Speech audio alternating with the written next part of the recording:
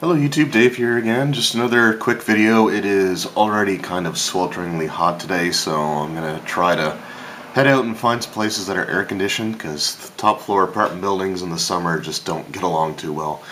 Anyway, it's been a while since I've done a DM's Guild Spotlight, so I thought I would go ahead and do that, because there's some really cool stuff that's actually just been released in the last couple of weeks. So, again, if you're interested in any of these things, or just interested in, older out-of-print materials, or even some new stuff as well, I do recommend checking out DM's Guild. There's a link in the description below that can get you to the site. And if you visit and end up picking anything up within, a couple weeks, it does help support the channel. So anyway, just a few things that I kind of want to highlight here. And again, these are all sort of some of the newer things that have come out in the last few weeks. So the first thing I want to start with is the Complete Spacefarer's Handbook for Spelljammer. So I know that Spelljammer was one of the things that was kind of teased for the 5th edition D&D setting material, which it was a bit of a shame, and honestly, the way that the exchange went down was just, it was a Q&A part of a video with Greg Tito. Someone had asked the question, Spelljammer confirmed, and Greg Tito simply just said yes, and that was it. Instead, we ended up getting a Magic the Gathering setting, which I've talked about, a few times what my thoughts are on that. But if you are interested in Spelljammer, then here is the 2nd edition Advanced Dungeons & Dragons Complete Spacefarer's Handbook that you may be interested in. So I never actually had any of the Spelljammer products myself, so I don't know if this is a great way to go or not, but it does say, introduce the new concept. So anyway, yeah. Excuse me, I'm still trying to get over that cold, but it is there for anyone who is interested in Spelljammer. This does use the 2nd edition Advanced Dungeons & Dragons rules, though, so one thing to keep in mind. Up next is the I2 Tomb of the Lizard King. So this is for Advanced Dungeons & Dragons 1st edition, and is a module for characters of levels 5 through 7. I don't know a lot about this one, truth be told.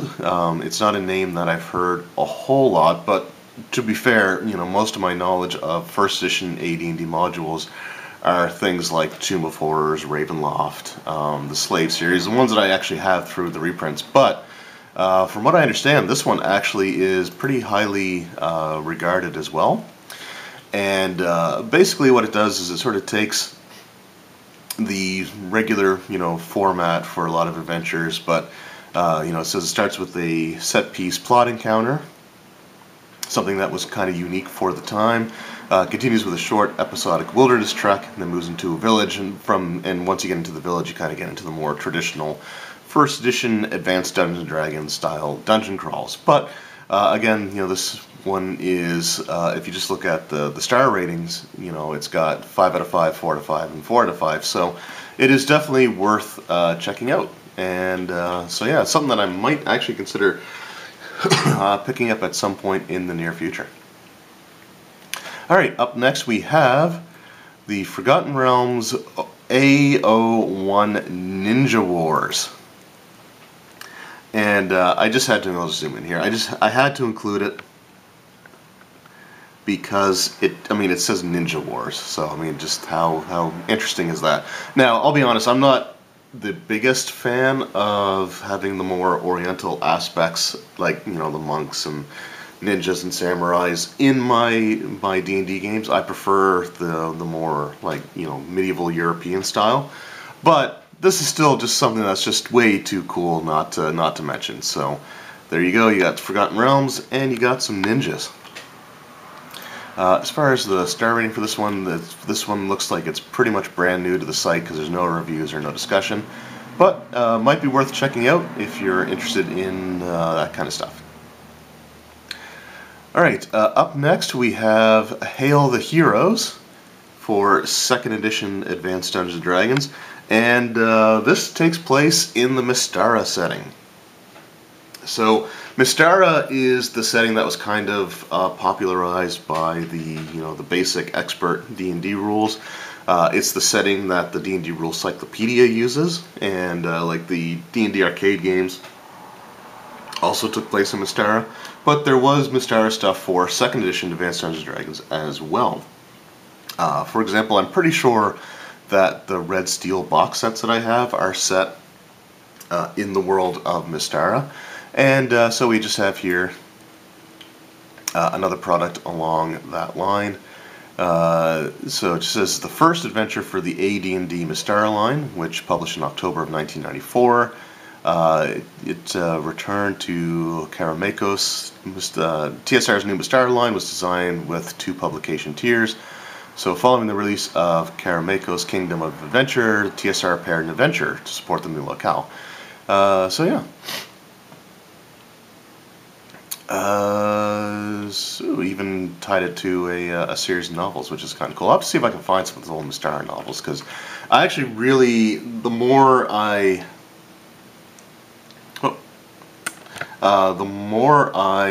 kind of read the Mystara stuff, or the Rule Cyclopedia, the more I actually just really like that world. So I thought I would point that out. Also, though, I guess I should mention this one as well. There is Legends of the Hero Kings for the Birthright setting. So this is an Advanced Dungeons & Dragons 2nd edition adventure. And Birthright was actually a really interesting concept, and it's something that I would love to end up collecting at some point in the near future. Because with Birthright, the characters are essentially like ruler class type of characters, the best I can sort of understand. So it just seems like a really, really interesting idea, and if you're interested in Birthright, or if you have any Birthright stuff, this is an adventure for that setting.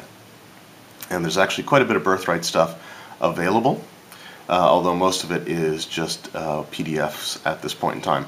Also, just another note, for anyone who's watching this, the first video that I've done with DM's Guild, all the prices that I'm showing here are in Canadian dollars, because I live in Canada.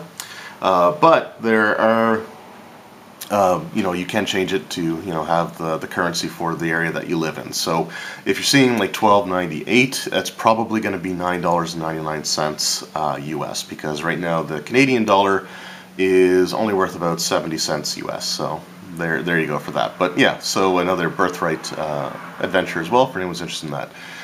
So the final 3 are all part of the X series of adventures for the basic expert rule set, or the D&D Rule Cyclopedia. They work for that as well. So what we have here is X5, the Temple of Death. So this is an adventure, or expert set adventure module. So the X series were all in that expert level range, which was 4 to 14, I think it was, for the level range for that.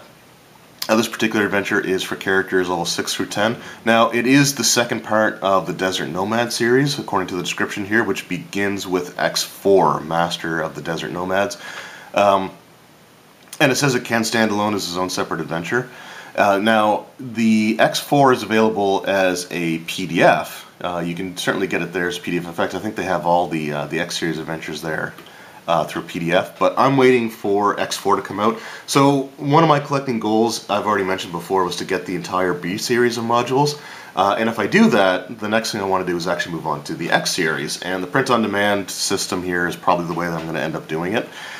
So once X4 becomes available, I will probably scoop these up. I might even consider picking them up now anyway, just because right now they're listed at $6.48, the same price for all 3 products. So softcover book, the PDF, or the PDF and book combination. So, and it does look like it's some sort of sale price. So I might actually pick these up sooner rather than later. I certainly have the credit built up, thanks to all you guys. So anyway, so that one is available as well. In addition to X5, there's also X6, Quagmire, and this is for levels 4 through 10, so a little bit more of a wider range there.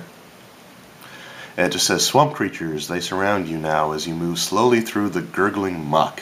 How will you reach Quagmire now? Each day the hungry sea swallows more of the ancient port city. A fierce fever ravages his people. I should actually be reading this at the computer screen, not through my monitor, or not through my LCD thing here. And now those foul monsters, their beady eyes glimmer from the deep within the tangled vines. Are these the creatures that have blockaded the city, turning away the ships that are the city's lifeline? Are these the scum that are starving the people of Quagmire, threatening an entire race with extinction? These creeps, let's clean this jungle out. Quagmire includes a large-scale map that expands the D&D world and introduces new areas to explore. The adventure includes new magic items and a special expanded monster section. Hurry, hoist your colors, saddle your horse, hoist your colors, saddle your horse. Go before the city by the sea becomes the city beneath the sea. So it's kind of interesting. Anyway, so that's available as well. And the last one I'm going to show off here is X11, Saga of the Shadow Lord. So this is another X series adventure. Obviously, this is for levels 5 through 9. And what's sort of interesting, if you watched the Pro Jared playthrough, or if you've actually played the game yourself, Order of the Griffin, which used like the D&D basic rules, it was on the TurboGrafx 16. The shopkeeper in the magic shop in the town that you start off in is this sprite here. Like they took the sprite from this artwork. So the proprietor of the magic shop is this individual. So I just thought that was kind of cool. So, and again, it's another one of the X series adventures. So it's something that's definitely on my radar for the near future, but I want to collect the B series first. Anyway, there's also, definitely more stuff to check out than just that as well. There's all kinds of cool stuff on here. And again, I focus on the print-on-demand stuff because that's what I'm interested in myself personally. But there are a lot of interesting things that are definitely worth checking out, even if you're just, especially if you're into just PDF collecting. There's a lot of, out-of-print, older edition materials that you can get, including the original, like well, not the original, but the Moldvay Basic and Cook Expert rules are available.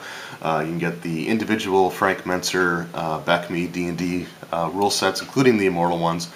And anyways, just a lot of really cool stuff on here. So if you're interested in anything on this site, definitely check it out. And like I said, you can get there following the link in the description below.